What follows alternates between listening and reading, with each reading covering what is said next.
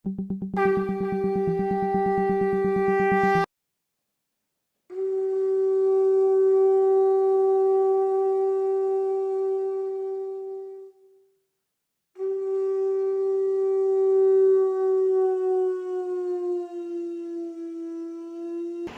साधु था, सन्यासी।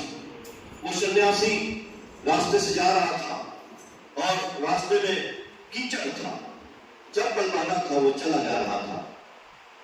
पीछे से एक दंपत्ति या एक लड़का और उसकी गर्लफ्रेंड या लड़की दोनों आ रहे थे, या पत्नी जो भी है, साथ साथ।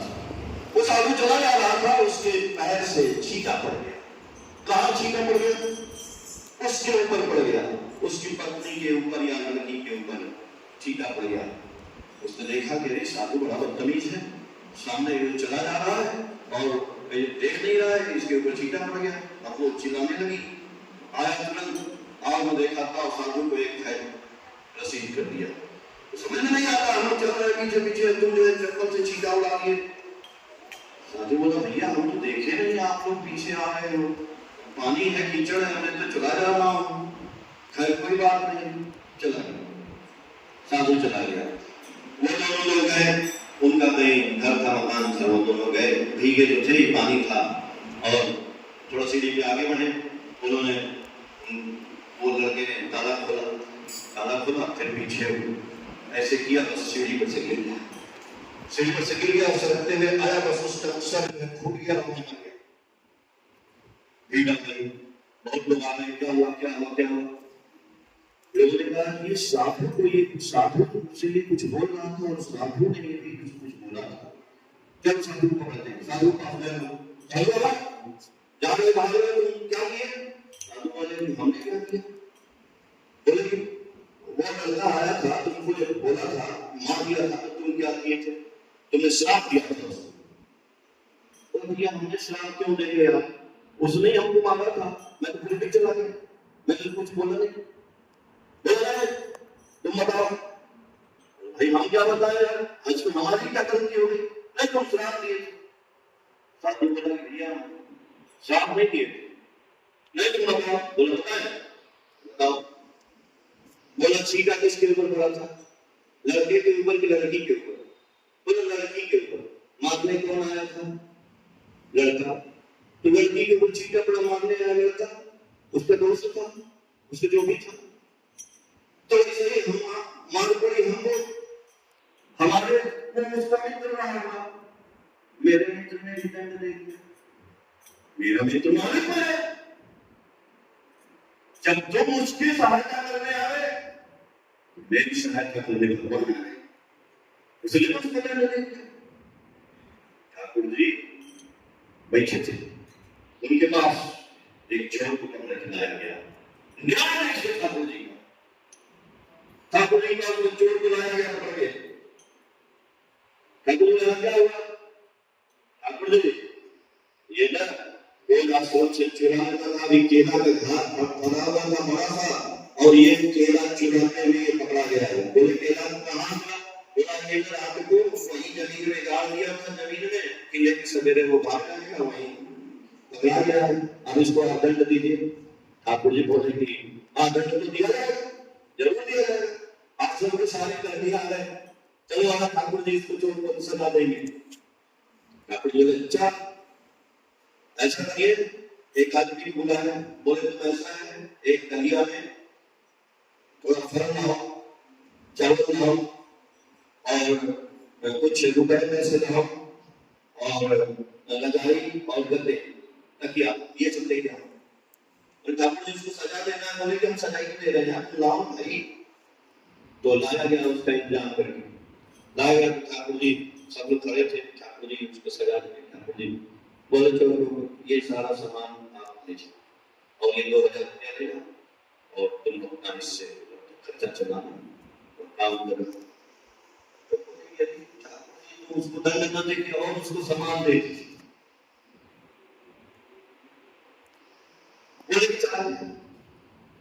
लेकिन हाँ बाद में ठाकुर जी के पास आया, रोया, वो बदल गया, उसका जीवन बदल गया कि मां प्रभु हम चोरी किए और आपने हमको और चीज दे दिया, हाँ, तो जानते हैं जीवन में ऐसा ही होता है।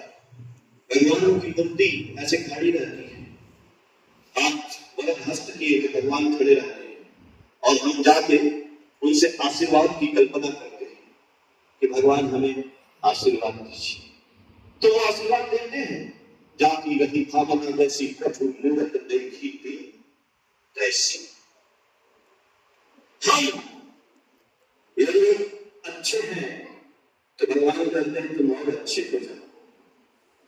भगवान आपका कभी गर्व नहीं करते हैं।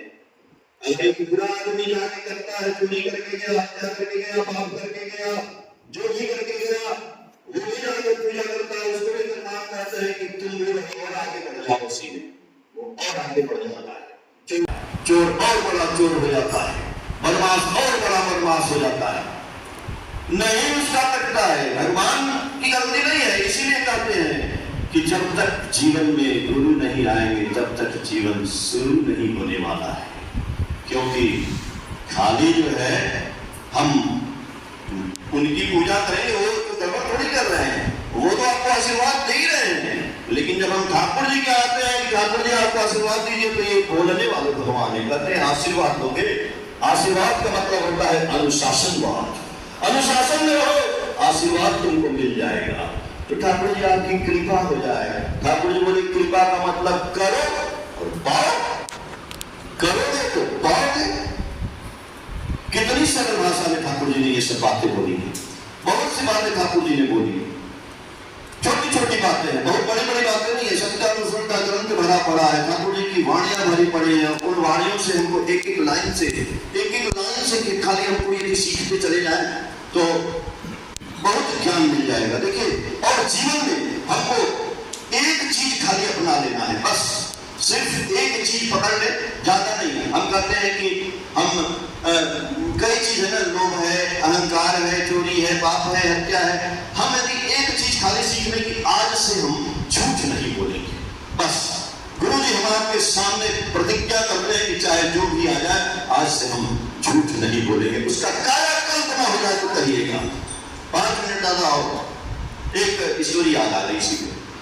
एक राजा थे और उनके राज्य में एक चोर भी था।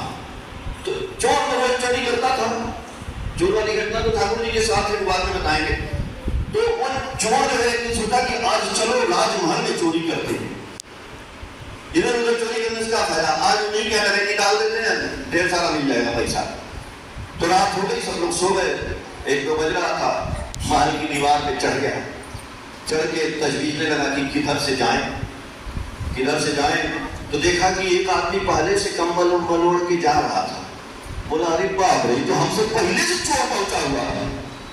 तो भाई क्या किया कि उसने जो है वो बोला भाई तुम कौन हो?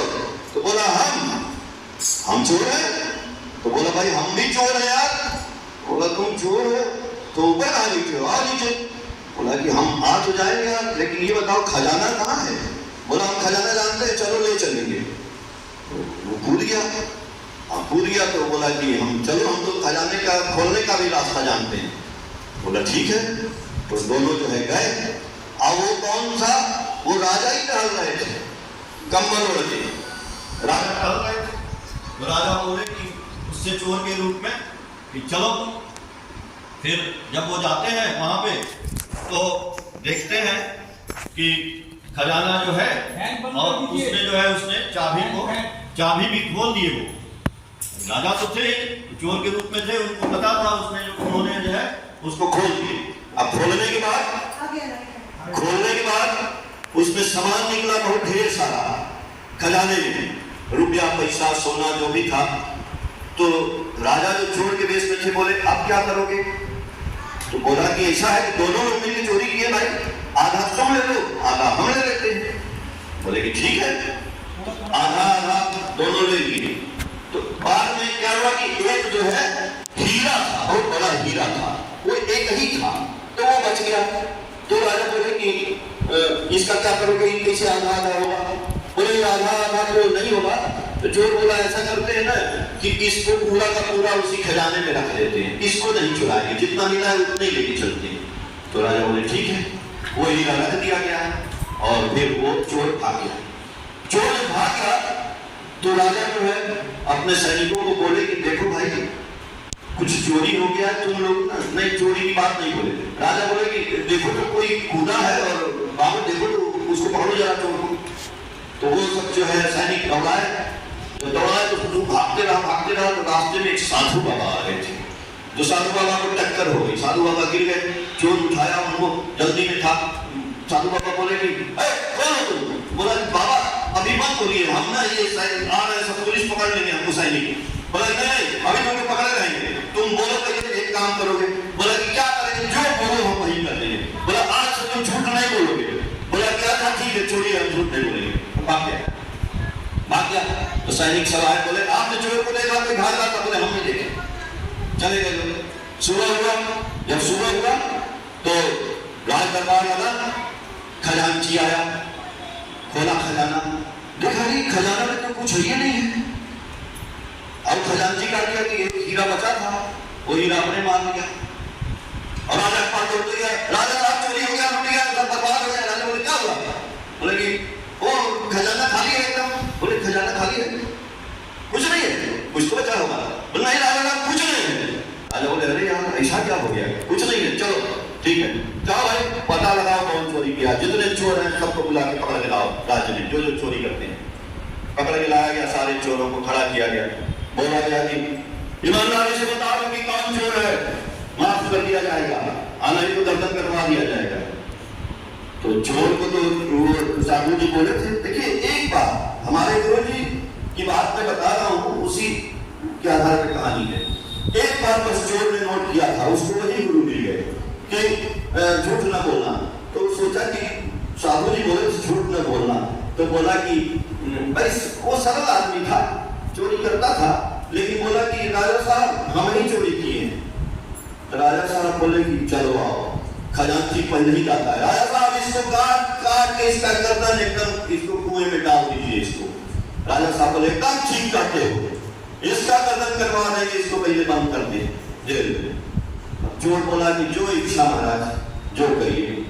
राजा साहब बोले कि सैनिकों इस खजांची को पकड़ लो पहले और इस चोर को जो है 2-4 गांव दे दो ताकि ये काम करे ना अच्छी तरह से रहे।